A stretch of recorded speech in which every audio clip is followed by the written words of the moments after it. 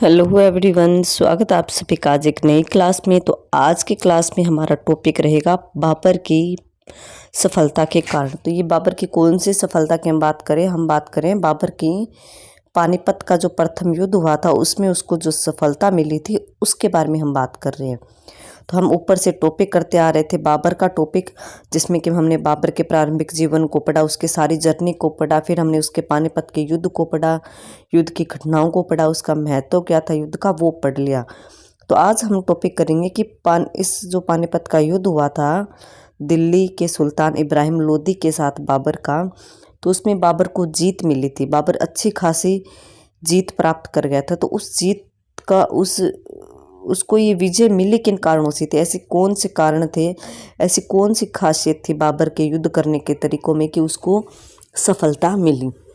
उन्हीं तरीकों को हम आज की क्लास में डिस्कस करेंगे। तो हमारा सबसे पहले हम देखते हैं इसके थोड़ी सी भूमिका को कि यद्यपि बाबर के 25,000 से ज़्यादा सैनिक नहीं थे, फिर भी उसने इब्राहिम लोदी के 1 लाख से ज़्यादा सैनिकों को आधे दिन में ही हरा दिया था। यह किसी आश्चर्य से कम नहीं था। इस लड़ाई में बाबर की जीत तथा इब्राहिम लोदी की हार के अनेक कारण थे जिनका वर्णन नीचे किया गया है। मतलब कि पानीपत के प्रथम के युद्ध में एक साइड बाबर था, एक साइड था दिल्ली का सुल्तान इब्राहिम लोदी। इब्राहिम लोदी के पास थे 1 लाख सेना और बाबर के पास थे 25,000 सैनिक। तो अब ये देखिए कि 25,000 सैनिकों ने कैसे 1 लाख सैनिकों को हरा दिया था। उन कारणों को नीचे हम देखेंगे, अभी आज क्लास में डिस्कस करेंगे। तो चलिए, सबसे पहला पॉइंट रहेगा इसमें बाबर का नेतृत्व योग्य था। ये बाबर का जो अपनी सेना को नेतृत्व करने का जो तरीका था वो काफ़ी बेटर था। उसी के कारण जो उसके सैनिक इतने अच्छी तरीके से युद्ध में लड़ पाए थे। कि पानीपत की प्रथम लड़ाई जो कि 1526 में हुई थी, 21 अप्रैल 1526 में, उसमें बाबर की जीत का मुख्य कारण क्या था? उसका योग्य नेतृत्व। बाबर एक कुशल अच्छा सेनापति था और मुश्किलों से बाहर निकलने की उसमें क्षमता थी। अगर युद्ध भूमि में कोई मुश्किल आ जाए तो वो घबराता नहीं था, वो उसको अच्छी तरह से हैंडल करता था। बाबर ने मध्य एशिया में तुर्कों से, मंगोलों से, उज़्बेकों से युद्ध करने के नए नए ढंग सीखे थे। उसने पानीपत की लड़ाई में भी वैज्ञानिक ढंग से व्यूह रचना की और अपने थोड़े से सैनिकों के साथ सीमित मोर्चा स्थापित किया और अगर पंक्ति और सेना के दाएं में बाएं बाजुओं की रक्षा के लिए उचित प्रबंध किया। मतलब कि उसने सेटअप किया था, जैसे कि हमने पिछले क्लास में देखा था।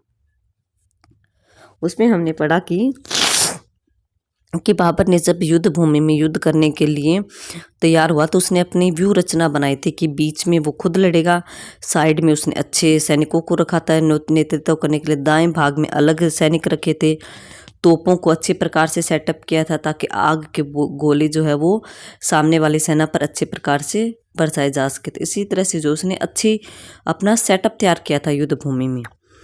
और उसने रिजर्व सैनिक मतलब कुछ सैनिक उसने शेष भी रखे थे ताकि वो बिल्कुल इमरजेंसी में काम आ सके। तुलगमा सैनिकों का प्रयोग उसने सबसे महत्वपूर्ण कदम था। उसने अपनी सेना के मनोबल को निरंतर बढ़ाए रखा। मतलब उसने अपनी सेना को टाइम टू टाइम मोटिवेट भी किया।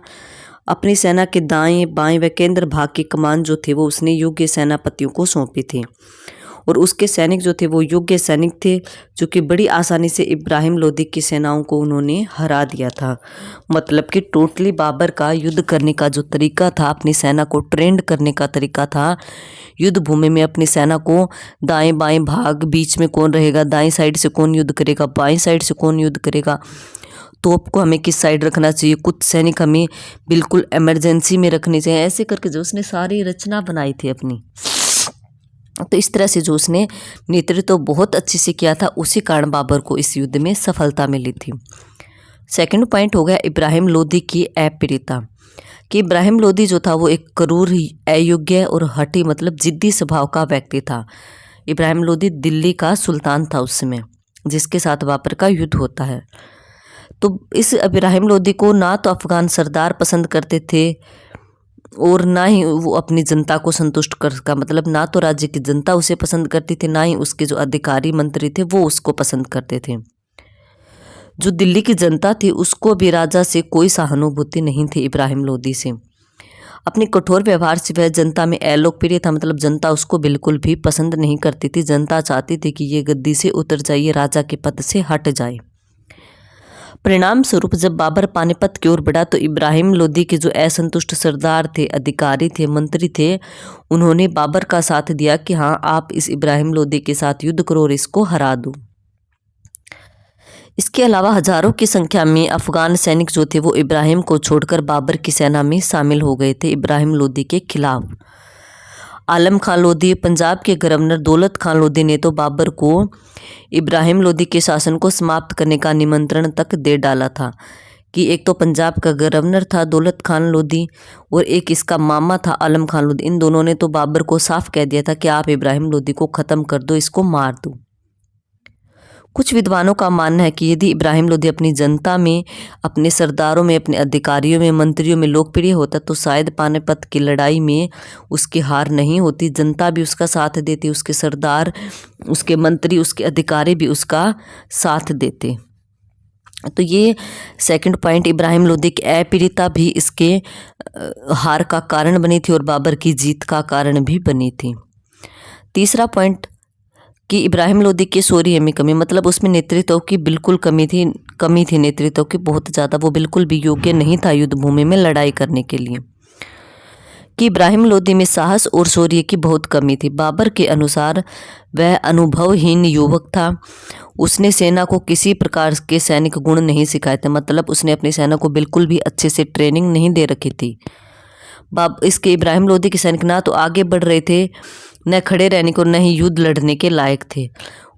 हालांकि उनमें जोश पूरा था परंतु होश नहीं था, मतलब सिर्फ बोल ऊपर से उनमें जोश दिखाई दे रहा था, लेकिन उनमें युद्ध करने के बिल्कुल भी तरीके अच्छी तरह से नहीं आते थे और वो डरकर भाग भी सकते थे युद्ध भूमि में। मतलब कि इब्राहिम लोदी युद्ध में घुसना तो जानता था परंतु सैनिकों का संचालन, मतलब सेना को निर्देश देना और युद्ध जीतना नहीं जानता था। और बाबर के सैनिक दूसरी साइड, बाबर जो था उसके सैनिक कुशल भी थे, अच्छी प्रकार से ट्रेंड भी थे और वो नेतृत्व भी अच्छे से कर रहे थे और योग्य भी थे। उनमें युद्ध करने के सारे तरीके भी उन्हें आते थे।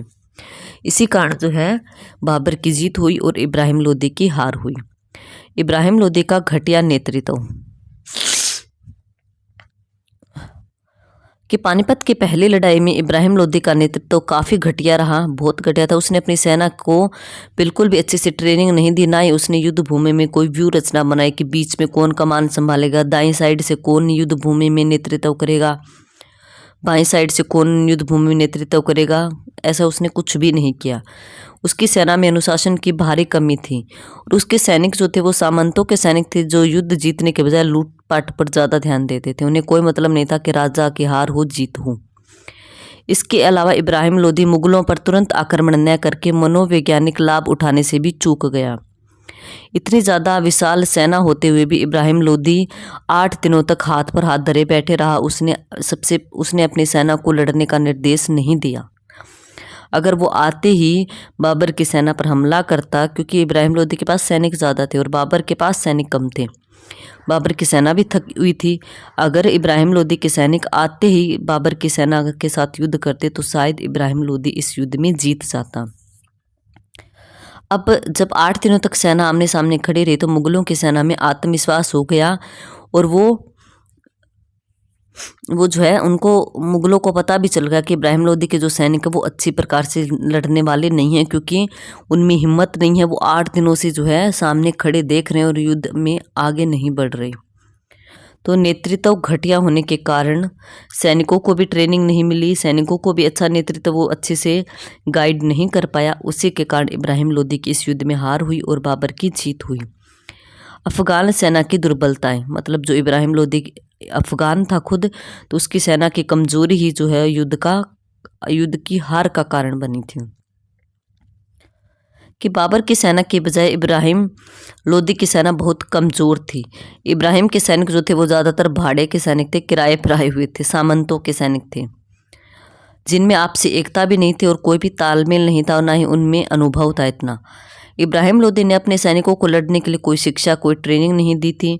उसकी सेना में बिल्कुल भी अनुशासन नहीं था और उसके सैनिक जो पुराने तरीकों से लड़ रहे थे, तीर कमानों से, तलवारों से युद्ध कर रहे थे। यहाँ तक कि अफगानों ने जो है घोड़ों की बजाय हाथियों पर सेना ज़्यादा निर्भर थी और हाथी जो है युद्ध भूमि में भारी होता है हाथी का शरीर, तो भगदड़ ज़्यादा मचा देते, लेकिन युद्ध इतनी अच्छी प्रकार से हाथियों पर बैठकर नहीं लड़ा जा सकता। युद्ध के मैदान में हाथी जो है वो घोड़ों की अपेक्षा ज़्यादा कामगार सिद्ध नहीं होते।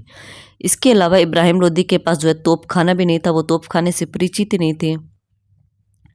दूसरी ओर बाबर के पास आधुनिक हथियार थे, उसकी सेना में अनुशासन था, उसकी सेना में एकता की भावना कूट कूट कर भरी हुई थी। बाबर के पास अच्छा तोपखाना था।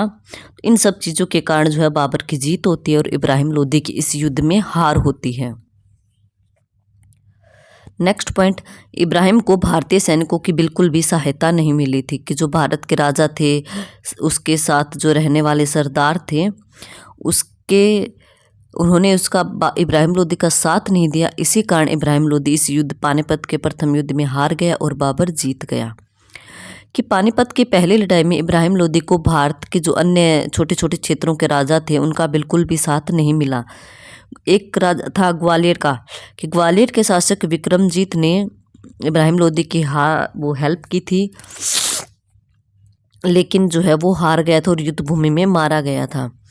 जबकि बाबर को इब्राहिम के असंतुष्ट सैनिकों की पूरी सहायता मिली थी। पंजाब के गवर्नर ने बाबर का साथ दिया, दौलत खान ने, आलम खान लोदी ने भी इब्राहिम लोदी के अलावा बाबर का साथ दिया था, जबकि ये इब्राहिम लोदी का मामा था, उसका रिश्तेदार था, फिर भी उसने इब्राहिम लोदी के खिलाफ बाबर का साथ दिया था। यहाँ तक कि मेवाड़ का शासक था हिंदू शासक राणा संगा, उसने भी इब्राहिम लोदी के खिलाफ बाबर का साथ दिया था। परिणाम स्वरूप पानीपत की पहली लड़ाई में बाबर की विजय का काम आसान हो गया, क्योंकि इब्राहिम लोदी का साथ उसके देश की जनता, उसके देश के अन्य छोटे छोटे राजा थे, वो भी नहीं दे रहे थे। इब्राहिम लोदी के पास सिर्फ कहने को 1 लाख सैनिक थे। इसी कारण बाबर की जीत हुई, इसकी हार हुई। फिर नेक्स्ट पॉइंट आता है बाबर की गुप्तचर व्यवस्था। उसकी गुप्तचर व्यवस्था काफ़ी अच्छी थी, कि बाबर की गुप्तचर व्यवस्था उच्च कोटि की थी। पानीपत की लड़ाई से पहले कुछ गुप्तचर जो है इब्राहिम लोदी की गतिविधियों पर नज़र रखने के लिए बाबर ने भेज दिए थे, कि पता लगाओ इब्राहिम लोदी कैसे युद्ध की तैयारी कर रहा है, ताकि हमें थोड़ा सा अंदाज़ा हो जाए उसके पास कितनी सेना है, कौन कौन सी हथियार हैं उसके पास। सब कुछ बाबर ने पहले ही पता करवा लिया था अपने गुप्तचरों के द्वारा। ये गुप्तचर बाबर को पल पल की सूचना देते थे। दूसरी ओर इब्राहिम लोदी ने अपनी गुप्तचर व्यवस्था की ओर बिल्कुल भी ध्यान नहीं दिया। वह बाबर की व्यूह रचना के बारे में कोई जानकारी प्राप्त नहीं कर सका। अगर इब्राहिम लोदी पहले पता लगा लेता कि बाबर के पास इतने सैनिक है, उसके इतने अच्छे अच्छे सैनिक हैं, उसके पास तोपखाना है, उसके पास लड़ाई करने के लिए नए नए आधुनिक हथियार है, तो शायद इब्राहिम लोदी भी थोड़ी और बेटर तैयारी कर सकता था युद्ध की। लेकिन उसने पता लगाने की कोशिश ही नहीं की, जबकि बाबर ने अपनी तरफ से पूरा एफर्ट, पूरा प्रयास किया कि मुझे इब्राहिम लोदी के बारे में एक एक बात पता चल जाए, एक एक चीज़ों का पता चल जाए, ताकि युद्ध भूमि में दुश्मन को हराना आसान हो जाए। तो व्यूह रचना के बारे में इब्राहिम लोदी ने कोई पता नहीं लगाया, जिसके परिणाम स्वरूप इब्राहिम लोदी की हार हुई और बाबर की जीत हो गई। फिर आता है 1 सप्ताह का समय। 8 दिन तक जो है दोनों की सेना युद्ध भूमि में आमने सामने खड़ी रही। इसी कारण भी इब्राहिम लोदी की हार हुई। कि पानीपत के मैदान में बाबर की सेना किस तारीख को पहुंची थी, तो वो 12 अप्रैल को पहुंची थी, और युद्ध कब शुरू होता है, वो 21 अप्रैल को। परंतु इब्राहिम की सेना आगे ही वहां पर खड़ी थी पहले ही पानीपत में। अगर इब्राहिम लोदी के सैनिक बाबर की सेना जब आई थी युद्ध भूमि में, वो थकी हुई थी, अगर उन पर उस समय अटैक करता, 1 लाख सैनिक 25,000 सैनिकों पर अटैक करते, तो शायद जीत जाता इब्राहिम लोदी। तो लेकिन ऐसा इब्राहिम लोदी ने नहीं किया। उसने बाबर की थकी हारी सेनाओं पर आक्रमण नहीं किया। 1 सप्ताह से ज़्यादा समय मुगलों की ओर से हमले की वो खुद प्रतीक्षा करता रहा, कि इब्राहिम लोदी खुद वो जो है इंतज़ार कर रहा था कि बाबर के सैनिक हैं वो हम पर आक्रमण करें। दूसरी ओर बाबर ने इन 8-9 दिन जो उसको मिले उसमें उसने सदुपयोग किया उसने इब्राहिम लोदी के सैनिकों को समझा, उसकी व्यू कुशल रचना जो है उसको समझा और उसने अपने आप प्लानिंग बनाई युद्ध भूमि में बाबर ने कि इस साइड से कौन युद्ध करेगा, बीच में कौन सा सैनिक रहेगा, दाएं साइड कौन सा सैनिक युद्ध करेगा, कुछ सैनिकों को हमें रिजर्व रखना है, बिल्कुल मुश्किल समय में उनका इस्तेमाल करना है, हमें तोपखाने को किस साइड लगाना है। तो उसको 8 दिनों का टाइम मिल गया, उसने बहुत अच्छे से प्लानिंग कर ली, अच्छे से सेटअप कर लिया युद्ध लड़ने के लिए। देखिए कि दूसरी ओर बाबर ने इस समय का सदुपयोग किया और इब्राहिम लोदी के विरुद्ध कुशल व्यू रचना, मतलब उसने अच्छे से प्लानिंग कर ली, जिसके सामने अफगान सेनाएं उस प्लानिंग के सामने टिक नहीं सकी। यदि इब्राहिम लोदी बाबर की सेनाओं पर 12 अप्रैल को ही आक्रमण कर देता तो शायद वो जीत जाता, परंतु ऐसा उसके भाग्य में नहीं लिखा था। इन्हीं सभी कारणों से जो है इब्राहिम लोदी की हार होती और बाबर की जीत होती, जबकि इब्राहिम लोदी के पास सैनिक ज़्यादा थे और बाबर के पास सैनिक बहुत कम थे। तो ये हमने 8 पॉइंट देखे कि बाबर की जीत के कारण क्या थे पानीपत के प्रथम युद्ध में। पहला पॉइंट हमने बाबर का नेतृत्व काफ़ी बेटर था, इब्राहिम लोदी अपनी जनता में बिल्कुल अप्रिय था, जनता उसको बिल्कुल भी पसंद नहीं करती थी। इब्राहिम लोदी के शौर्य में भी कमी थी, उसमें मतलब युद्ध करने के उसको तरीके बिल्कुल भी नहीं आते थे, ना ही उसकी सेना में जोश था, ना ही उसमें खुद में था। इब्राहिम लोदी का नेतृत्व बिल्कुल घटिया था, उसको अपनी सेना को ट्रेंड करना बिल्कुल भी नहीं आया। अफगान सेना जो थी वो कमज़ोर थी, सामंतों के सैनिक थे जो कि लूटपाट पर ज़्यादा फोकस रखते थे, युद्ध में जीत दिलाने में उनको कोई दिलचस्पी नहीं थी। इब्राहिम लोदी को भारतीय सैनिकों का बिल्कुल भी साथ नहीं मिला।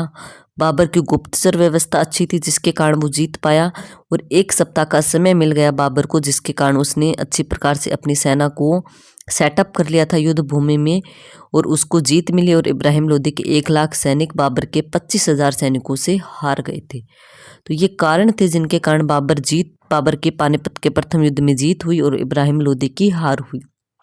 आई होप आपको ये सारे पॉइंट अच्छे से क्लियर हुए होंगे और आपको अच्छे से समझ आ गया कि बाबर की जीत क्यों हुई और इब्राहिम लोदी की हार क्यों हुई। तो चलिए आज की क्लास यहीं तक थी। आज की क्लास में हमने डिस्कस कर लिया कि बाबर के पानीपत के प्रथम युद्ध में जीत के कारण क्या थे। ठीक है, तो अगर आपको क्लास अच्छी लगती है, आपको कंटेंट अच्छा लगता है, आपको पढ़ाने का तरीका अच्छा लगता है तो प्लीज़ क्लास को ज़्यादा से ज़्यादा लाइक करें, शेयर करें और चैनल को सब्सक्राइब करना ना भूलें। Okay, thank you everyone.